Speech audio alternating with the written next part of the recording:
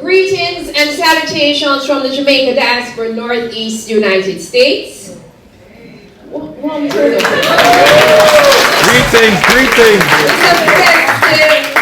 a festive occasion.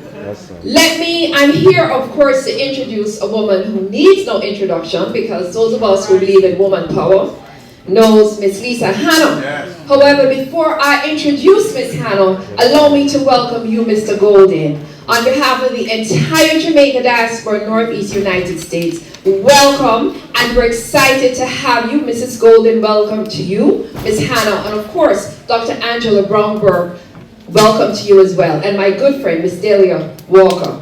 Thank you. Allow me also to recognize two former advisory board members. We have to honor those who came before us, as this is a volunteer position, none other than Mr. Patrick Beckford and Mr. Irwin Clare.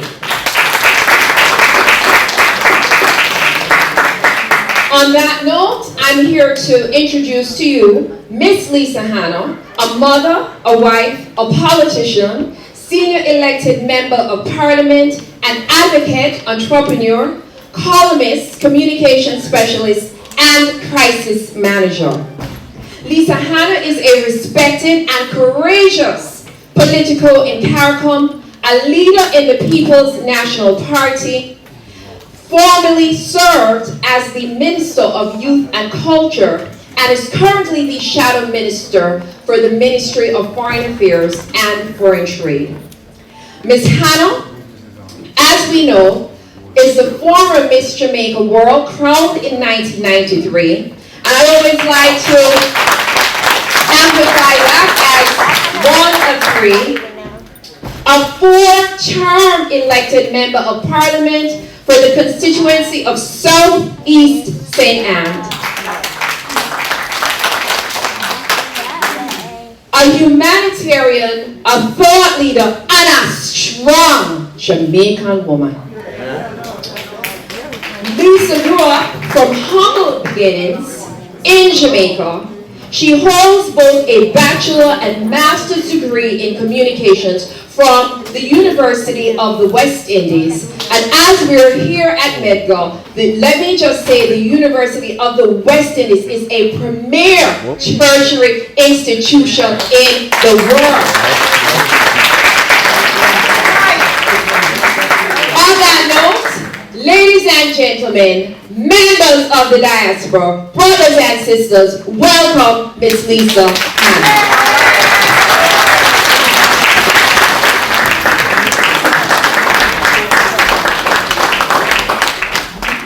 Thank you, Karen.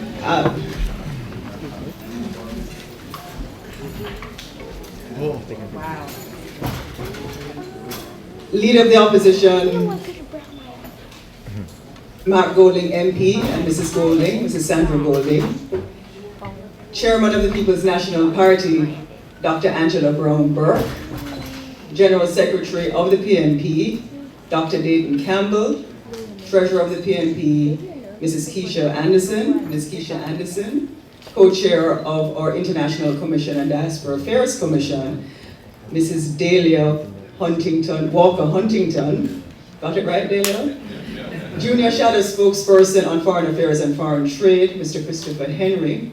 A very special good evening to you, Dr. Bramble, for being DJ par excellence, host, convener of this event, and just troubleshooter.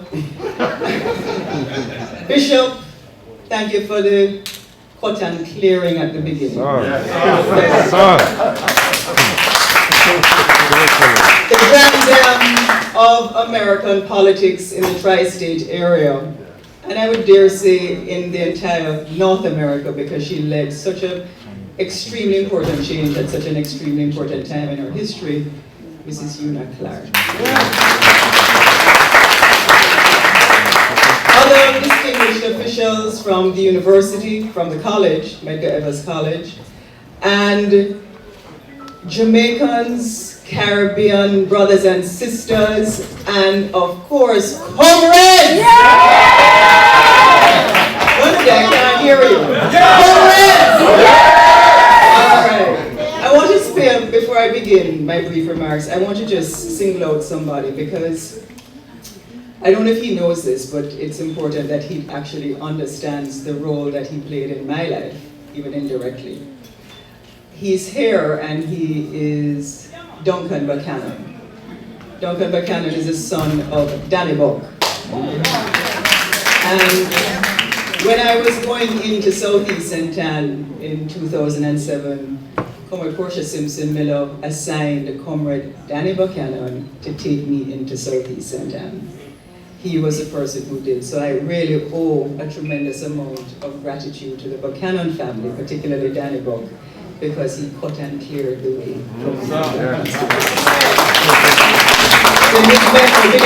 Anyway, as we proceed. So when I went into Southeast St. Anne many years ago, we used to have to attend church. We still attend church a lot, not as much as Dayton. Well, Dayton is a church, tetes. But you start out and you go church Sunday, Saturday, all evening service, you go. Dead yard, night, everything you go. And on this one particular Sunday morning, up in a place called Lincoln in Monique, it was raining, as I say, cats and dogs. Rain, you couldn't even walk through the raindrops. And I was scheduled to go to church that morning. Anyway, I was the only one who ended up at the church. Myself, the pastor, and a gentleman called Septimus. Mas Septi. So we got to the church in the morning. I looked around the church, but I couldn't leave, because if you hear say you leave, it's going to be a problem. So you have to stay. Got to the church, and I said, all right, let me proceed to let myself to know that I know the Bible. So I started to preach from Genesis, go straight back to Revelation. There you go. Every Bible story I knew, I made a connection. There you go. And I saw myself to get up and start to walk to the door. So I said, myself, what happened? Stop. And him said, MP, I was just MP. MP, look what here. I'm a farmer, and I raise chicken.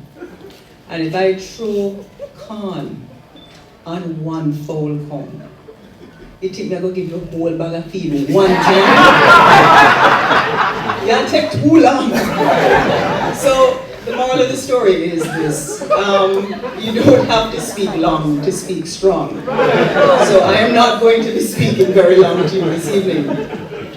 Ladies and gentlemen, we come at a time, at a crossroads in our world where courage is important. And I've learned over many years that courage has no limits. It's often perceived as unreasonable. And sometimes you have to stand alone on your principles. But courage has an obligation to the generations that are coming behind us. It has an obligation to create pathways that when those generations come, they will say that you were ahead of your time.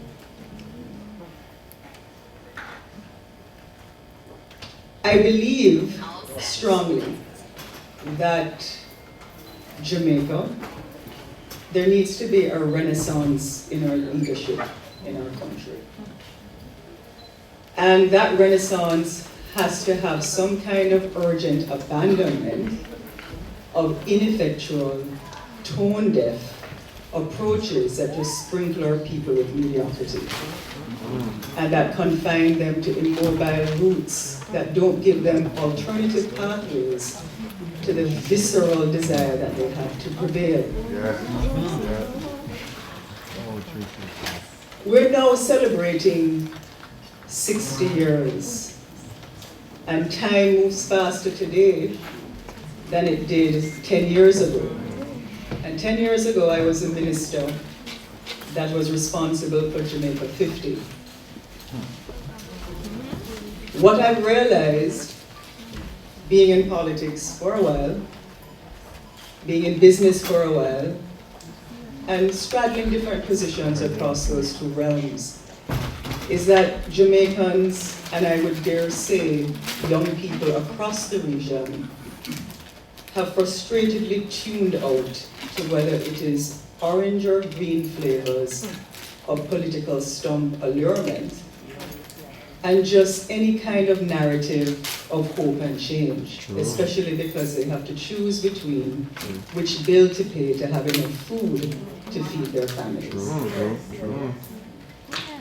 So we all are assembled in this hall to listen, to learn, understanding that things are not that pretty out there in the United States either. Not only Jamaica, not only Trinidad, not only Antigua, not only other places. And so while I realize that courage is important and that you will stand alone on your courage, and oftentimes that is important to make a point, the truth is that we are better off standing together. We're better off standing together in numbers, because as a region, we represent 8% of the world's countries. And that at a time where principled positions keep eroding what are moral obligations to take care of the masses of people, we have an obligation to make our voices heard and to make sure that we impact the masses of our people with sensible decisions to propel them forward. That will take courage. It will take courageous leadership at a time in our own country where we have an undeclared civil war based on the number of murders that we experience per 100,000. At a time where the World Health Organization looks at it, they will say that we have an epidemic in terms of the number of people that are dying. At a time where 12% of our population between the ages, male population between the ages of 18 to 30 occupy 48% of our prison system. At a time when farmers in Clarendon, St. Catherine, St. Elizabeth, who are accustomed to getting rain in May because they clear the land January, February, and March, and if there are any farmers out there, you know what I'm talking about. To plant in April, to get rain in May, to reap in July, we never got any rain in May. So it means that production yields are going down. And the rain count in Jamaica is going down. And this is not only unique to Jamaica. This is something that is happening globally. What is happening globally is that you are seeing the kinds of resistance, the kinds of frustration, the kinds of outward visceral anger that I believe neoliberal approaches of the 90s and globalization is now having as an impact on who we are as populations. People just can't make their ends meet.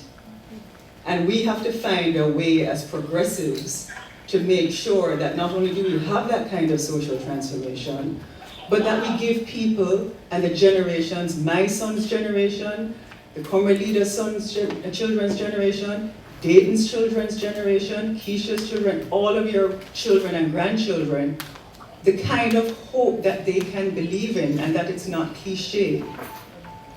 And that kind of hope does not come with just speeches. It comes with dedication, it comes with tremendous grit and gumption and sitting down and doing the plans and going out there on the stumps. When Dr. Angela Brownberg gets up and talks about education, she talks about it not from the perspective only of reading it in theory and doing it because she was the opposition spokesperson on education, because she lived it. She understood what it meant to get a scholarship to improve her life and have that kind of social equality. Yes. We have to narrow and close those gaps in healthcare. We have to close the gaps to make sure that Jamaicans and others who are so import dependent on food can have the lowest prices to eat for their own local production. So that is why it is important, and the leader will speak to you about it, for us to have that kind of regional integration where shipping costs between the region have and are low enough that we can supply each other, have the kinds of tariffs, duty-free concessions, because CSME is really not working as it should, for people to get food. My farmers in Southeast St. Anne up in a place called Douglas Castle is the largest supplier of vegetables, pak choy and cabbage to the Caribbean. and Jamaica. The farmers now have to leave to go to find places in Clarendon because there's no water to have the kind of large-scale farming that they used to have. So we are here this evening concerned, responsible, and architects of what we would like to see the next mission of the future generation look like. Norman Manley spoke about the mission of his generation. That is why in Jamaica 50, it was the country was on a mission. 10 years later, what we have, and this is not an indictment on any particular administration, but the truth is we have not paid the kind of important attention to investing in culture that we should. Culture this year represents 5.3% of our recurrent expenditure budget. That's low. And if I had to do it again, I would have had the courage to say, look, let's not spend so much on celebratory events, let's invest in education of our culture. Let's put it in the tools to give our children the music instruments. Give them formal training. Let's build a performance arts high school. But what happens with courage is that you can't effectualize courage unless you train your people to understand why it is important for them to accept that kind of narrative. So had I gotten up at that time and say, look, we're going to do this and not have any celebratory events, Babsy would have asked me to resign for the 10th time. And the whole place would have my head. But the truth is, we have to ask ourselves those hard questions. And Mark Golding is here to speak to you as a leader of the opposition, because the opposition does have a plan about what we believe has to happen for social transformation in our country, because if we don't have that, you're going to continue to see 5 murders a day in Jamaica, 4 persons getting shot, 3 persons getting robbed, 2 persons getting raped. And if you don't want to go outside to have that, if you even stay at home, there are 3 break-ins a day now in Jamaica. So we have to recalibrate and reorient with courage to take the hard decisions to move that forward. So ladies and gentlemen, we all want a Jamaica and a Caribbean that is stronger, and I don't believe that we should be minimizing the region. I think we should be strengthening it. We should be working more together. I'm happy to see when a group like this comes up here, and it has Dominica, it has Cuba, it has Grenada, it has Jamaica, it has Trinidad. That tells me that there is hope for coming together and integration. And that is just a representation. But on my business side, I find that we need more in terms of free movement of people for staff, because we have businesses in Barbados, Trinidad, and Jamaica. And we have to have the free movement of people. We can't have a situation where Jamaicans are being stopped in another Caribbean nation. Or other people being suspect. We have to remove the barriers to do business in each other's countries, because we are really one set of people. And I tell you, if we do speak as one voice, we will be unstoppable. That's right. So ladies and gentlemen, thank you for having us, thank you for hosting us, thank you for coming out. I know you could be doing so many other good things with your time, but I promise you, we'll be here, we'll be listening. We've been on a tremendous tour across North America, because we believe that in order to ask people to come with you on a journey, they first have to trust you to take them there. That's right. And so we ask you to trust us to take you there. Thank you so much.